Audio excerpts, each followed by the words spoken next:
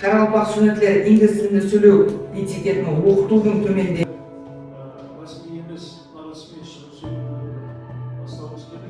Методикалық қолданма жәрдем болар еді, бұл нәрсе жақсы. Бұдан басқа мінекей тегарында 3-ші бапта методтар біздің артында, ақырында 3-ші бап тегарында бұл әмелет бар ғой, сол үшін методикасы жетістіруі жасалады. Бұл методтар беріп тұрған дұрыс көбейді, бірақ солардың тегарын қандай методтар пайдалы, қайсыларын ұсынса, егер пікірлерін еледі жетістірсеңіз жақсы болар еді. Және заманауи сабақ түрлерін, оқыту технологияларын, методикалық талаптарын жетістіру керек осы жерде. Себебі заманауи болғанда, мәселен жоғары оқу орындарында көбінесе мына лекция өтетін болса, лекцияның түрлері көп. Мәселен, Харрингтон лекциясы бар, басқа лекциялар бар, әмели сабақтарда да сондай сабақтың түрлері көп, оқыту құралдары.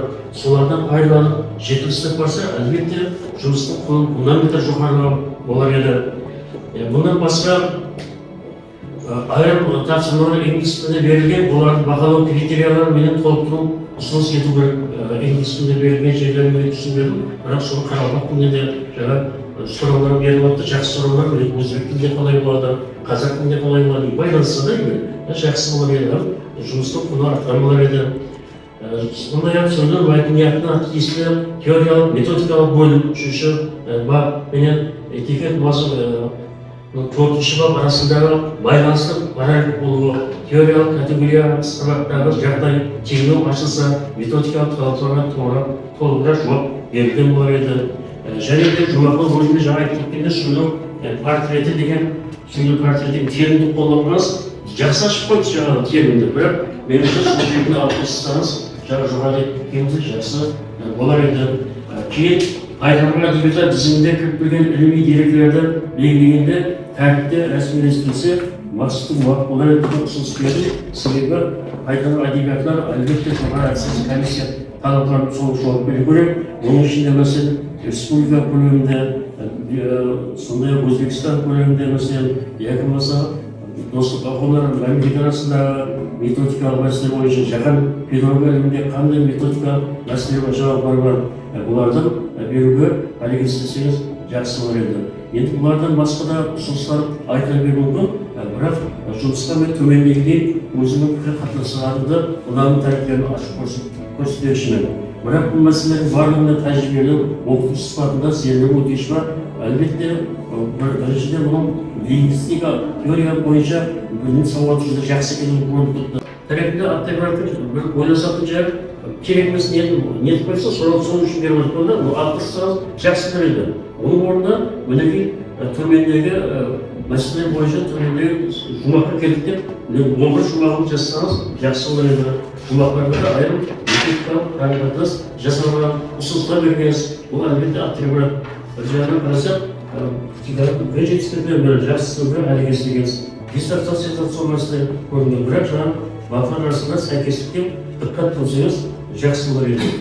Бұдан кейін екінші баптағы салыстырмалы мысалдар пайдалы, бірақ пайдаланған мысалдар, алынған мысалдар дерек түрлері, көлемі, талдау критериялар бөлім методикалық бөлімде де және анығырақ көрсетілсе, біріншіден диссертацияның темасынан бастайық. Диссертация ақиқатында жақсы тема құрылған, бірақ сырттан қарасақ бұл негізі лингвистика бағдары кетіп қалған көрінеді. Соның үшін бұл жерге меніңше бір сөз қосып берсек екен. Мүмкіншілік болса да, егер тасқындап кеткен болса, әлі болғанда кейіннен мысалға айтайық, прагматикалық жағатында оқытушы технологиялар десеңіз болды. Жоғарыдағы мәселе барлығы өзбек орнынан түседі. Жан көрдікпен жақсы пікір айтып отты, ақырында да сұраулар беріп отты ол жерде. Тегерді соған жақсы оқылайды. Екінші мәселен, масылында да диққат отырсаңыз, себебі жобаларында айрым мәселе жаңағы дұрыс сұрау беріп отты. Бұл лингвистикалық аспектке кеткен жерлері бар екенде, солардың методикалық тәрбиеге айтып кетсеңіз, жүден мақұл болар еді. Бұл бойынша сізге мен жобаның көрсеткен осы мақұл ма дегенде оны қабыл етсеңіз, инглиз тілі қане келеді. Педагогика доктор дәріс алу үшін жазған диссертациясы ілми методикалық жақтан жүзде әхметті мәселе болып саналады. Диссертация тегерді 4 бапқа бөлімдерге, бұнан тысқары кірісу бар, жұмақлау пайдаланған әдебиеттер тізімнен тұрады. диссертацияның кірісім бөлімінде кәдімгі жоғары комиссиясы талаптарына аяқ бәрі дұрыс ашық көрсетілген, бұлар бойынша өзінің көзқарасын білдірген. Ұсынылып отырған диссертация инглиз тілі, Қарақалпақ тілі мәдени орталығында сөйлеу этикеті әмді сөйлеу мәдениеті мәселелерін салыстырмалы лингвомәдени һәм коммуникатив прагматикалық көзқарасын ашып берілген. Сонымен бірге инглиз тілінде сөйлеу этикетінің лингвомәдени аспекті сипатқа алынғанда оқыту технологиясын теорияларға арналған, солармен жетістірілген. Теория жұмыстағы айрықша мәселелер біріншіден сөйлесу этикетінің тіл мәдениет шарт известный теориялық методикалық концептуалы жұмақ берілген. Екінші, инглиз Қарақалпақ материалында этик формулалардың толық эквивалент еместігі әмді факторға байланысты ілми методикалық жақта теориялар ашып берілген. Үшіншіден, интерференциялық карталар арқылы қателерді диагностикалау һәм оларға сай шынығуға істеп шығу идеясының әмели мазмұнының мәнісі түсіндірілген. Бұлардан басқа да әңгімелік мәселе методикалық көзқарасын ашылуға әрекет етілген. Сонымен бірге жұмыстағы жасаған базы ұсыныстарында һәм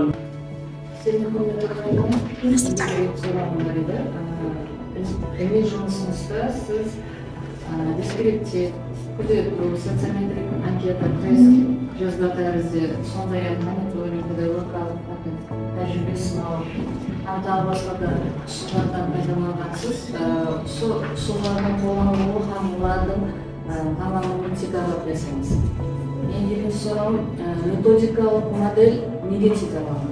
Һәм оның әмели механизмі қандай? Рахмет.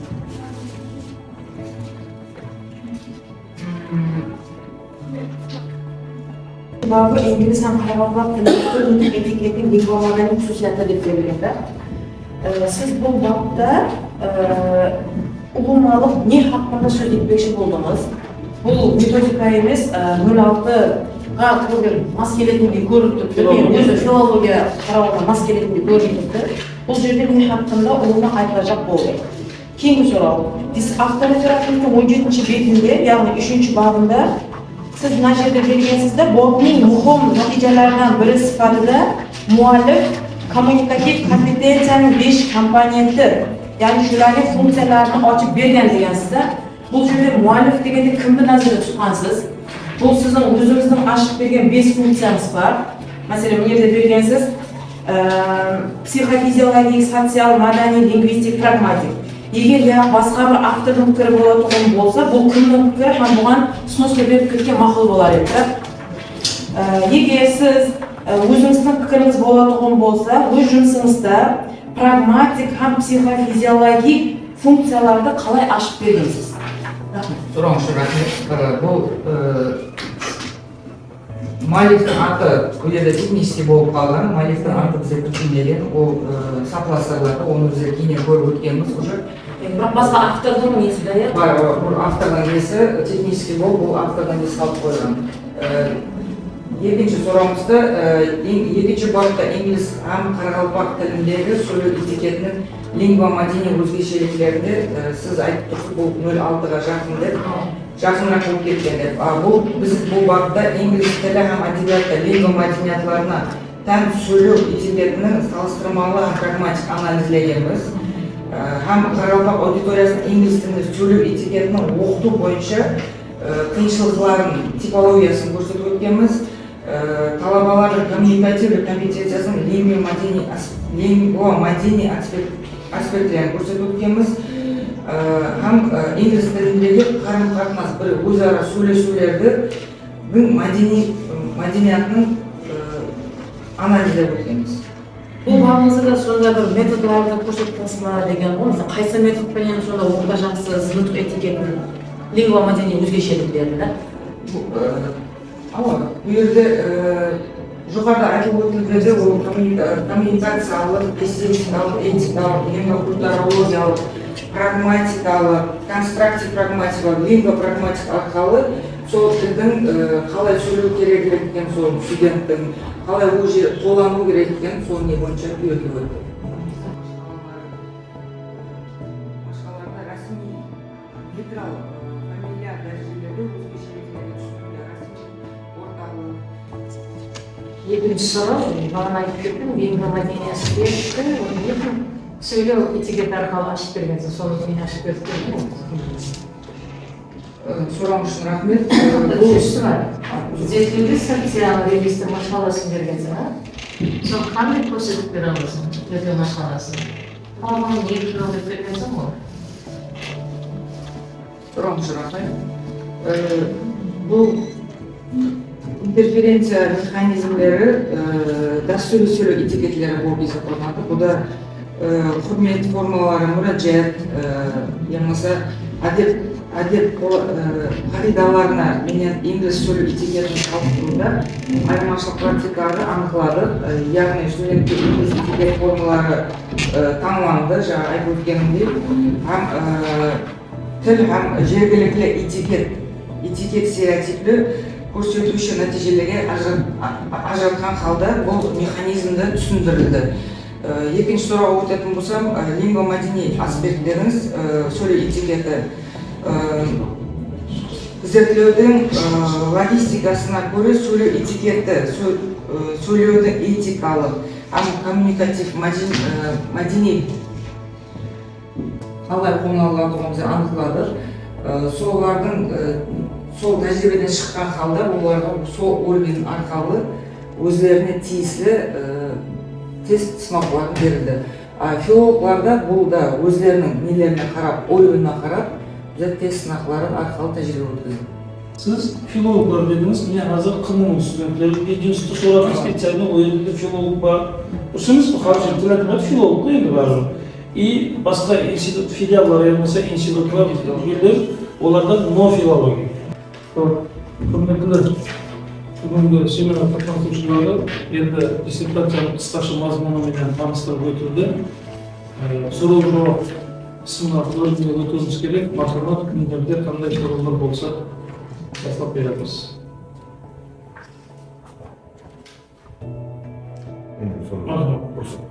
Doçent Qurbanov.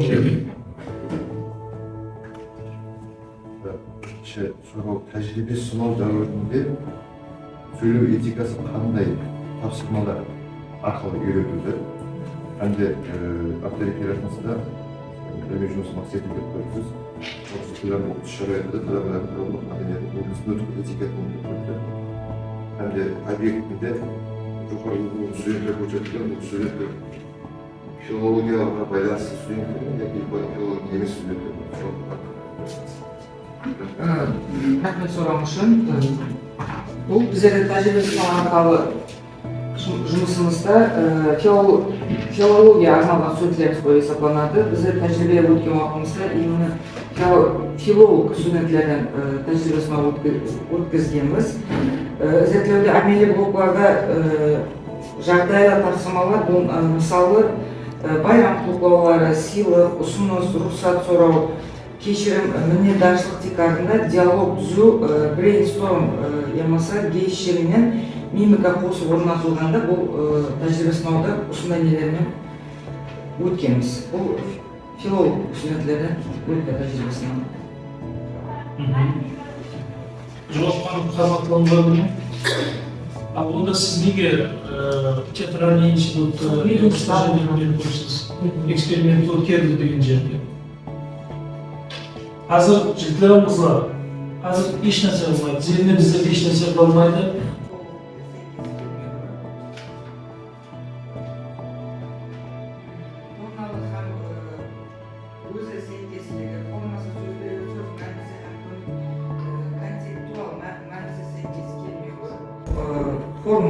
Формасы, сөзбе-сөз мәнісі, толыққа сәйкеслігі, һәм өзінің дерлік толық сәйкеслігі.